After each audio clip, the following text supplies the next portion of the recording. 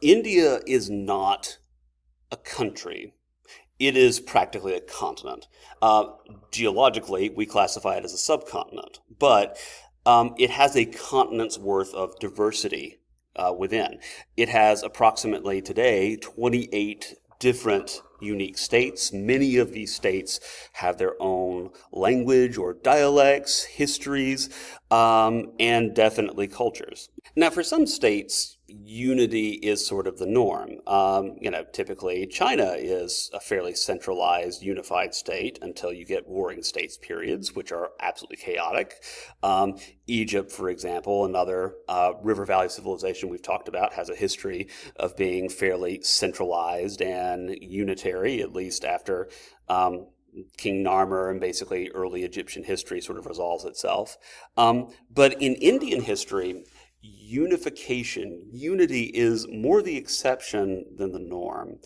And in fact, what is sort of ironic about Indian history is that oftentimes foreign conquerors are the primary reason that India goes through its spells of unification. And we'll talk about that a little bit today. So, in the prequel section of India, we talked about the Mauryan Empire, this empire that began as a Hindu empire, but then later Ashoka Maurya converted to Buddhism, and it exported Buddhism throughout the empire. Shortly after well, actually a good bit after that, from around 300 to 500 CE, you have what's called the Gupta dynasty, which unifies India once again.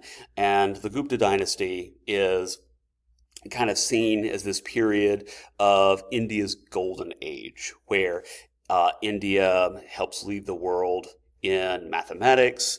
It's where you get, for example, the development of the concept of zero, those kinds of things. Unfortunately for the Gupta dynasty, the empire falls apart, specifically thanks to, I'll let you guess, the Huns. The Huns and the Mongols are empire destroyers extraordinaire. Like, they're the OG at empire busting. So what we're going to talk about today, in India specifically, and South Asia in general, we're going to talk about the very complicated mixture of religion across the Indian subcontinent and South Asia.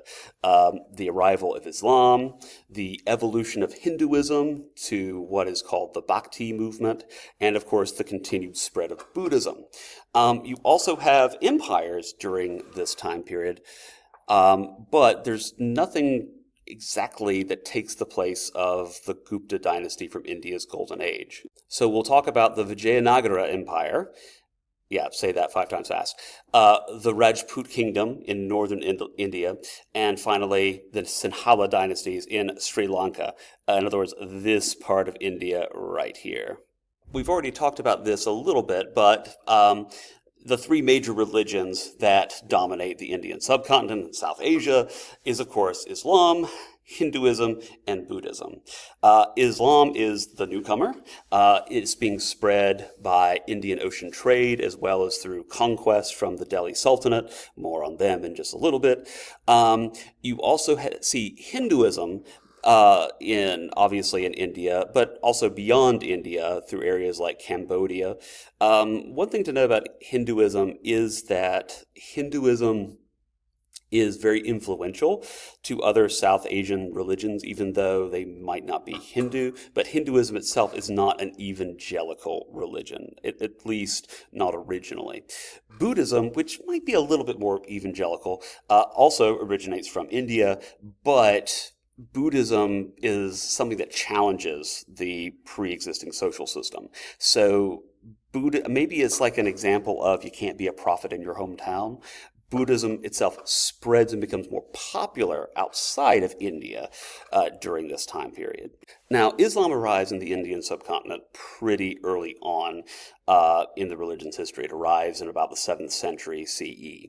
And of course, once again, we see the standard format. This is being carried by Muslim traders and migrants bringing Islam to India. Around 711, the Sindh region of India is actually conquered by basically the Umayyads. And this sort of begins this sort of clash between the sort of caliphate and kingdoms and states within India itself. But then a new pattern begins to emerge in and around the 11th century CE. So in and around the 11th century CE, you begin to see raids conducted by an Afghan warlord by the name of Mahmud of Ghazni, excuse me. And basically he hears of the wealth of India and is like, give me some of that. And he launches a series of raids into the northern part of India.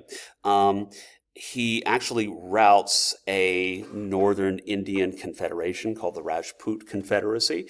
And from there, you start to see basically an Afghan sort of conquest of India. Now, that's maybe a little misleading because remember we said that historical India and modern India are two different things. Historical India includes the modern day nation of Afghanistan, and of course Pakistan, Bangladesh, arguably parts of Myanmar, etc. So with the Afghan conquest of northern India, we see the establishment of the Delhi Sultanate, so called because it's ruled by the northern city of Delhi, right here. And it's led by Qutb ud-Din Aibak, excuse me. Not Akbar, Aibak. So this is kind of a homegrown caliphate or Islamic State within India, whereas before, you had these Islamic caliphates that were centered in the Middle East, places like Syria, places like Iraq. Now we begin to see a powerful sort of Islamic movement coming not from outside of India, but from within India. And so this also gets reflected in the culture of that region. We have discussed the role of Arabic and Arabization in throughout the Dar al-Islam. One thing that really doesn't happen, though, is you don't see Arabization in the Indian subcontinent as much, even though you see the establishment of powerful Islamic empires, again, like the Delhi Sultanate, because the Afghans aren't Arabic. They don't speak Arabic, at least not natively. They speak a language called Pashtun. And so they bring sort of a very different culture and a very different traditions with them. One thing that you can't really credit the Delhi Sultanate with, at least not at first, is religious tolerance. When the Delhi Sultanate is established, when actually the first Afghan raids occur in northern India, they begin to destroy Hindu and Buddhist monasteries, both for the wealth contained therein, but also to basically destroy what they consider to be examples of idolatry. And actually, the modern Afghan Taliban itself has kind of continued those practices to a certain extent. So you do see sort of this attempt to repress native Hinduism, but ultimately the problem that you get is, of course, you can't really sustainably repress a group that constitutes the majority of the population. Afghanistan has the reputation of almost being like the honey badger of nation states. You don't mess with it. It's the graveyard of empires. If you want to destroy your empire, go ahead and invade Afghanistan. The Soviets learn it in the Soviet-Afghan War. To an extent, the United States learns it when they have to withdraw from Afghanistan just a couple of years ago. Alexander couldn't quite permanently subdue the Afghans. The list goes on. They have the reputation of being very ferocious and very effective fighters. Now, that being said, Afghanistan is still fairly tribal today as well as back then. So you can kind of imagine how difficult it can be to create a strong centralized government and administrative system. They are good at the fighty, shooty part. Well, they don't have guns yet, but they're good at the fighting part. They're not as good at administration. And in fact, they have to rely upon the Hindus, whose idols and gods they've just destroyed and ransacked, to basically govern over small communities. So they're militarily quite powerful, and they develop a reputation that lasts far beyond the existence of the Delhi state, but they don't establish a strong centralized government. Okay, I'm going to highlight some of the points here. I'm not necessarily going to go over all of them, but life in the Delhi Sultanate, at least for the sultans and court elites, was pretty swanky.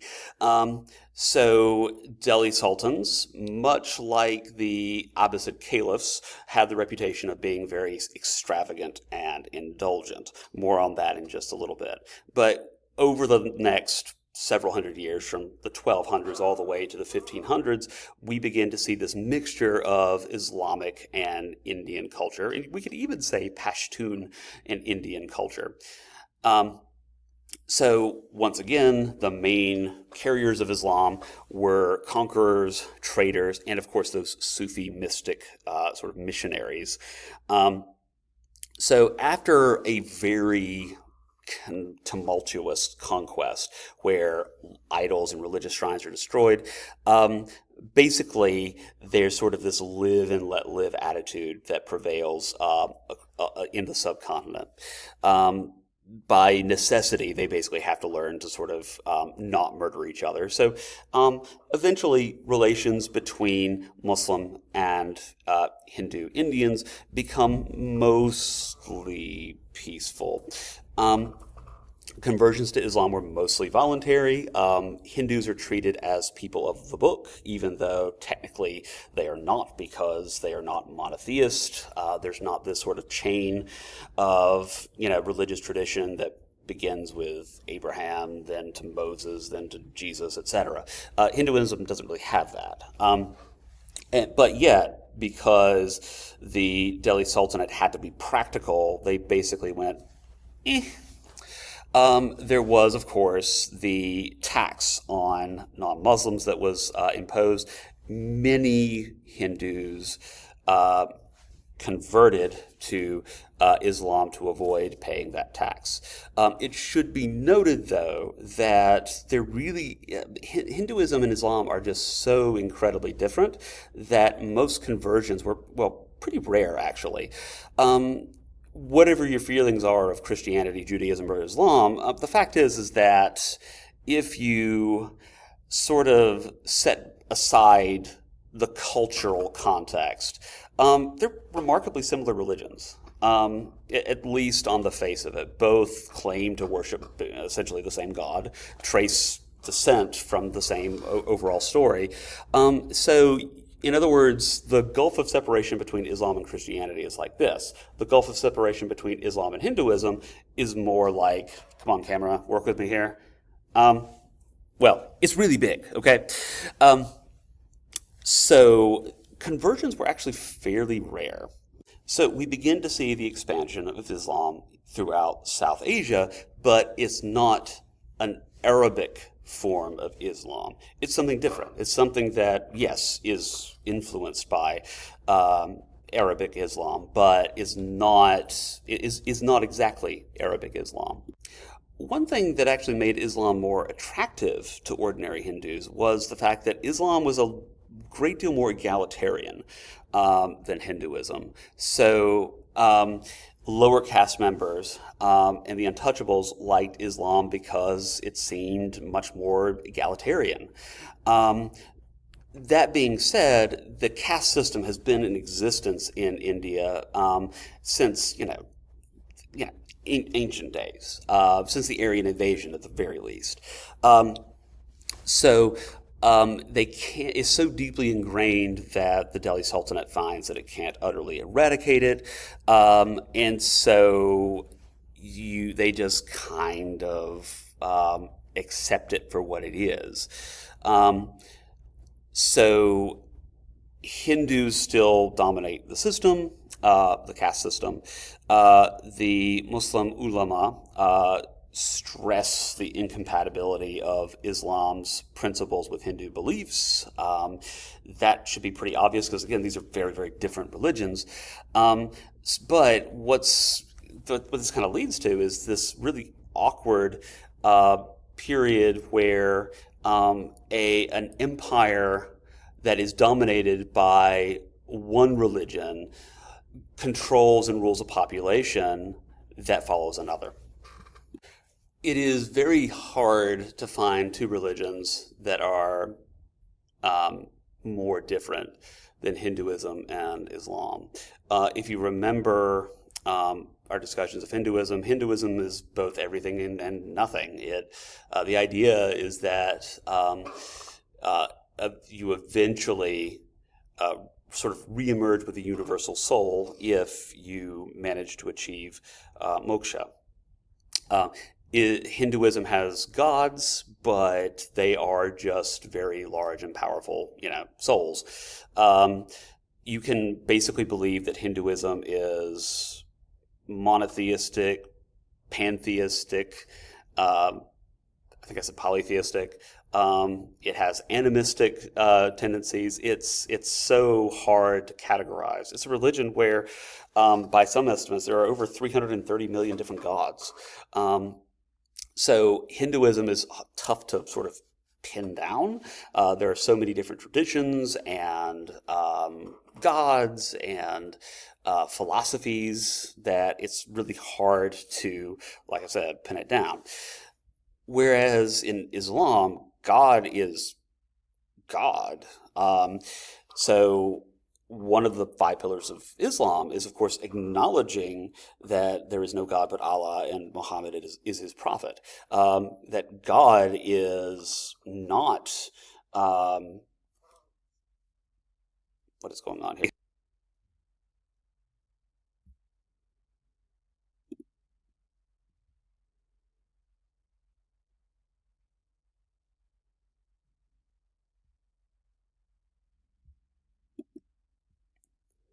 Sorry, my computer mutinied and told me that it was out of system memory in the middle of that cut. So, suffice to say, God is not really all that. God is unitary. God is one. God is. It is clear who God is and who God isn't in Islam, whereas the whole concept of God in Hinduism is just very, very abstract. Of course, like we said, with Hinduism, you have a caste system, and that caste system is baked into the very fabric of Hinduism, where your social standing reflects your cosmic standing and how far away you are from emerging or combining with the universal soul. In Islam, things are a bit more egalitarian, sort of like Christianity. The idea is that all are equally created by God, all have souls.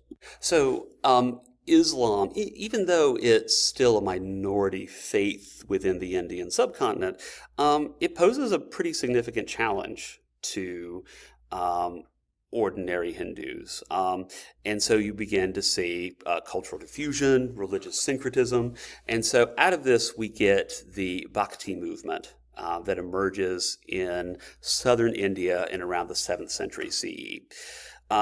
So this is a much more emotional and spontaneous form of Hinduism. This is maybe a poor analogy, but you can kind of think of it as almost like a kind of Protestant Reformation in the history of Hinduism. The idea being that there is too much ritual at work, that ritual is too central to the religion, so maybe we should return to sort of more simple, more emotional roots. And the idea is that salvation is attainable not through performing rituals, which would supposedly help you achieve good karma and sort of move up through the caste system, but instead through devotion to the gods or particular gods.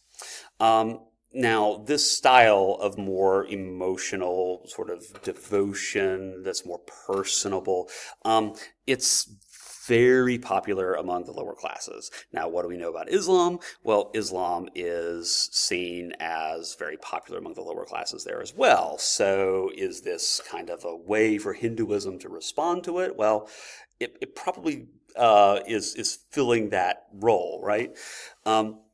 It emphasizes the individual's connection to the gods. It gives people more agency and more stake in it. And it's often considered the defining movement of modern day Hinduism today. India's political fault lines have always been between North and South. I guess this makes it very similar to the United States for different reasons, admittedly.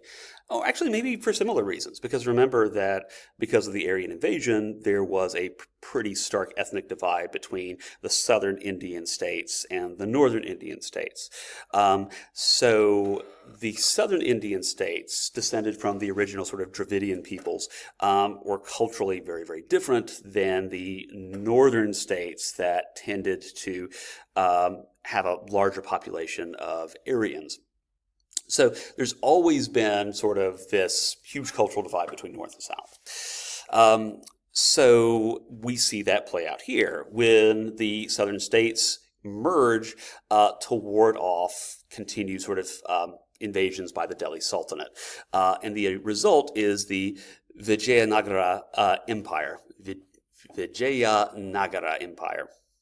Yes. So this is a very wealthy empire, and very wealthy because of its dependency on Indian Ocean trade. So it traded extensively with China, specifically China's Admiral Zheng He, who we'll talk a little bit more about later. And it promotes, obviously, Hinduism and, of course, this new movement of bhakti that we see emerge. It's led by a king with a seemingly kind of modern day government to a certain extent. You see it led by a cabinet of ministers and a prime minister. So you have like almost a constitutional monarch, not really constitutional, but you have a head of state. But you also have professional sort of heads of government. Now, this part of India, the southern part of India, is called the Deccan Plateau, Deccan. And historically, this region has been very divided, but what the Vijayanagara Empire does is it basically makes Hinduism the central part of the empire. It makes it the unifying sort of force of the empire. You don't just see resistance to the Delhi Sultanate in the south, you also see it in the north as well. But it looks very different. You see the emergence of Rajput kingdoms that are basically led by warlords. Rajput comes from the word Raj, which means prince, and Put, which means Putra, which means son. And they claim descent from Hindu gods. These leaders, these Rajputs, come from the Kshatriya class, which is basically the class of warriors, kings, that kind of thing. They're ferociously loyal to family and individual clans, and because of that, because of sort of their honor code and that kind of thing, they can never really put their differences aside to unify into one state to fight off the Delhi Sultanate. So they sort of formed this loose alliance or confederacy to fight off the Delhi Sultanate. And I mean, they do prevent the Delhi Sultanate from just completely riding roughshod over them. But they aren't as effective as they probably could have been.